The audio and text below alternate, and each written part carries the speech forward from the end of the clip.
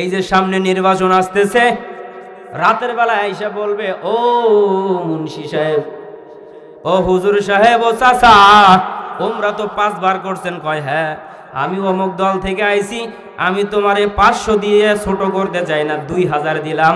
কথা হইল ভোটটা কিন্তু ওখানেই দিতে হবে, যেহেতু চাউলের ভাত খান। কথা বল না কেন? ইশারা বোঝেন না আপনারা? এবার মুন্সি হাফেজ মুরব্বী 2-4 বার ওমরা করে আসার পর 2000 টাকা পাইছে, আর কাউকে কয় না, কারণ কইলেই তো তার আর হজ টিকবে না। কথা বল না কেন?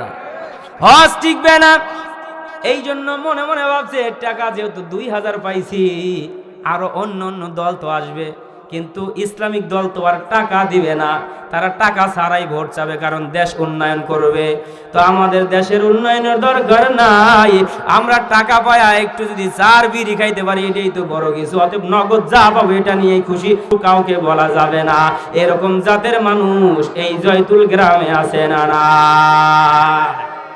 এ বাবা, ভালো করে শুনেন, প্রেক্ষাপটের সাথে মিলে যাবে তাই বলবো, ভালো করে শুনবেন।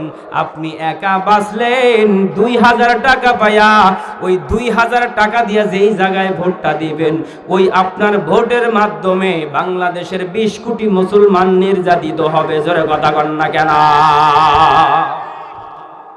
এই জন্য নিজে বাঁচার জন্য কাউকে দেওয়া যাবে না। লক্ষ্য রাখতে হবে, আমারও যেরকম সুবিধার দরকার, সন্তানের নিরাপত্তার দরকার, জমাজমির নিরাপত্তার দরকার, ব্যবসার নিরাপত্তার দরকার, রাস্তায় গাড়ি চলায় নিরাপত্তার দরকার।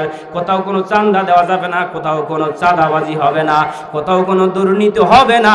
আমরা সবাই মিলে দেশকে সুন্দর করতে চাই, অতএব আমি ইসলামের দিকে থাকবো। জোরে কথা কন না কেন?